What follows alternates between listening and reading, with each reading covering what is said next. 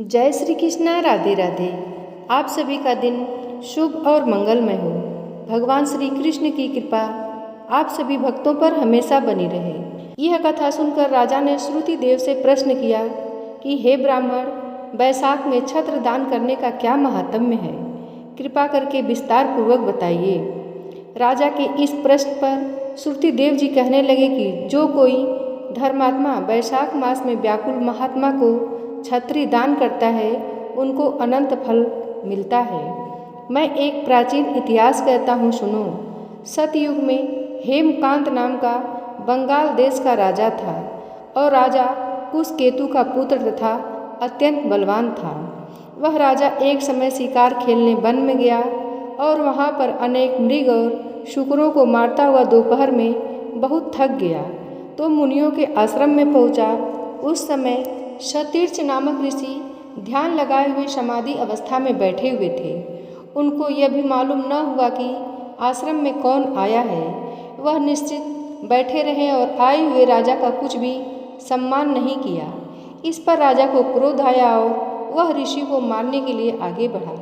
तब ऋषि के शिष्यों ने उसे रोका और कहा कि अरे दुर्बुद्धि, सुन, हमारे गुरु समाधिस्थ होकर बैठे हैं। उनको यह भी नहीं पता कि बाहर क्या हो रहा है, इसलिए क्रोध करना उचित नहीं।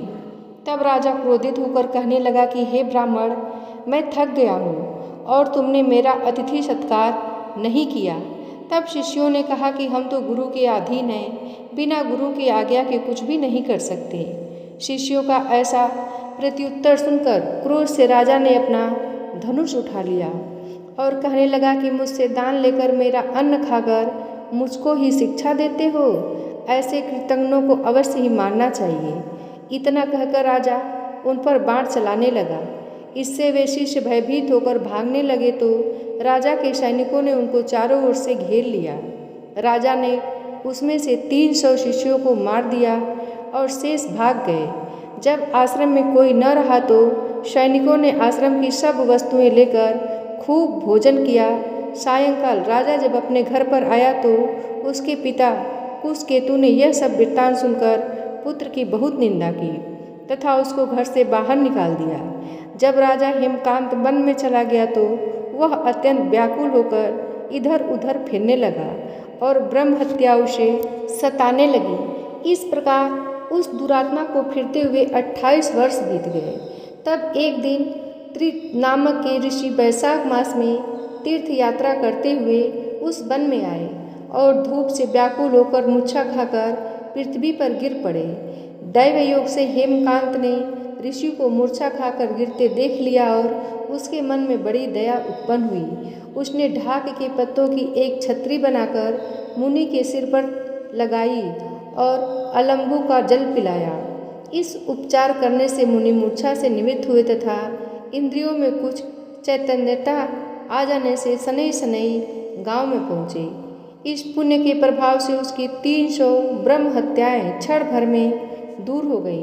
तब हेमकांत को बड़ा विस्मय हुआ कि उसके द्वारा इतने प्राणियों को इतना कष्ट देने पर भी उसकी ब्रह्म हत्याएं कैसे दूर हो गईं? किसने दूर कर दी, कहाँ गईं और इसका क्या कारण है? जब वह सोच ही रहा था तो उसकी मृत्यु निकट आ गई और उसके संग्रहणी लोग लग गया। जब उसके प्राण निकलने लगे तो उसको 3 बड़े भयंकर यमदूत दिखाई पड़े और वह हेमकांत को डराने लगे। तब हेमकांत मौन साध कर छत्रदान को याद करके विष्णु भगवान को याद करने लगा। भगवान ने उसी समय अपने मंत्री विश्वक्सेन को आज्ञा दी कि यमदूतों को रोको और बैसाख मास में छत्रदान करने वाले हेमकांत की रक्षा करो। उसने यद्यपि बड़े बड़े पाप किए हैं परंतु उसने धूप से व्याकुल मूर्छित मुनि की रक्षा की और बैसाख मास में छत्री दान किया, इससे निष्पाप हो गया है। तब राजा पूछने लगे कि हे ब्राह्मण, बैसाख मास के धर्म अति सुलभ हैं और ऐसे अनोखों पुण्यों के देने वाले हैं जो भगवान को प्रसन्न करते हैं और तत्काल ही धर्म, अर्थ, काम और मोक्ष देने वाले हैं। परंतु ऐसे वेदानुकूल धर्म भी संसार में ज्ञात नहीं हैं। अनेक प्रकार के राशि धर्म और तामसी धर्म भी इस संसार में विख्यात हैं। इसका क्या कारण है? श्रुति देव कहने लगे कि हे राजन, संसार भोगों की इच्छा करने वाले मनुष्य अधिक संख्या में हैं, इसलिए रजोगुण और तमोगुण अधिकांश में पाया जाता है।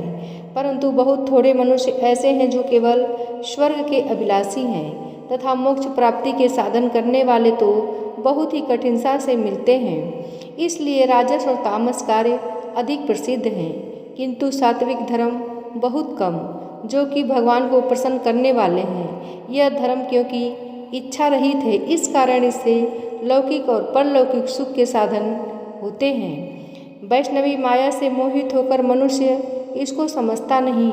जैसे आधिपत्य के प्राप्त होने पर मनुष्य के मनोरथ पूर्ण होते हैं, परंतु वैशाख मास के सब धर्म सात्विकों के लिए कहे गए हैं और यही सतोगुणियों का धर्म है।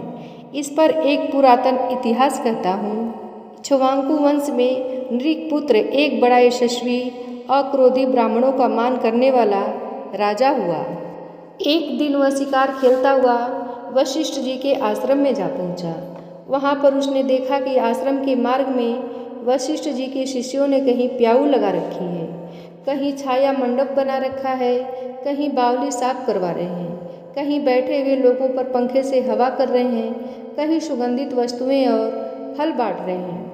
मध्याह्न के समय छतरी दान कर रहे हैं, सायंकाल को पीने की वस्तुएं दे रहे हैं, कहीं पान और कहीं कपूर आँखों में लगा रहे हैं। कोई वृक्ष की छाल को स्वच्छ कर उसको ठंडा करने के लिए बालू मिट्टी बिछा रहे हैं, कोई वृक्षों पर झूल रहे हैं। राजा ने उनसे पूछा कि तुम कौन हो और क्या कर रहे हो? उन्होंने उत्तर दिया कि हम महर्षि वशिष्ठ जी के शिष्य हैं और उन्हीं की आज्ञा से वैशाख मास के धर्मों को कर रहे हैं। राजा ने फिर पूछा कि इन धर्मों के करने से कौन सा देवता प्रसन्न होता है और क्या फल मिलता है?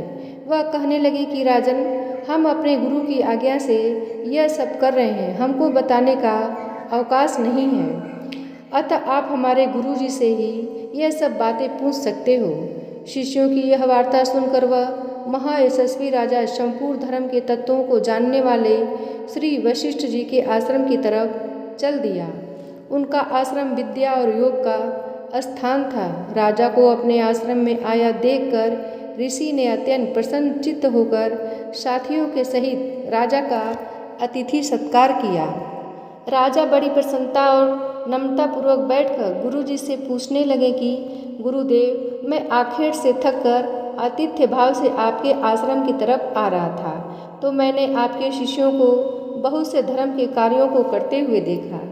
इसलिए महाराज, मेरे मन में बड़ी उत्कंठा उत्पन्न हो रही है कि यह सब धर्म के कार्य करने से क्या फल प्राप्त होता है।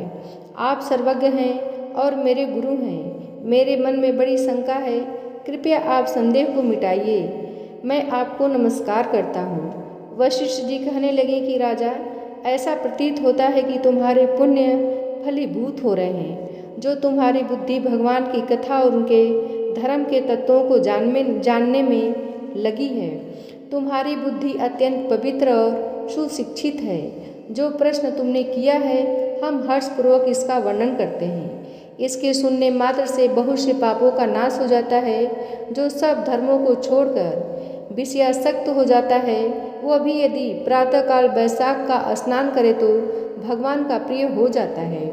जिसने धर्म के सब कार्य सांगोपांग किए हों किंतु वैशाख का आदर न किया हो, तो भगवान उससे दूर ही रहते हैं। जिसने वैशाख मास बिना दान तथा स्नान खो दिया, वह इस कर्म से चांडाल योनि में जन्म लेता है।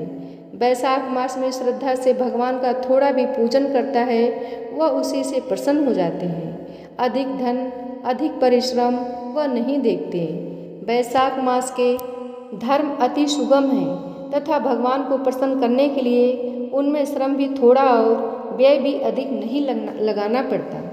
इसलिए जो वैशाख मास के धर्मों को नहीं करता, वह दंडनीय है। इस प्रकार ऋषि ने राजा को सब शास्त्रोक्त वैशाख मास के धर्म समझाए। तब राजा सब धर्मों को सुनकर तथा यथोचित गुरु की पूजा करके अपने घर चला गया और घर पहुंचकर वैशाख मास के सभी धर्म करने लगा।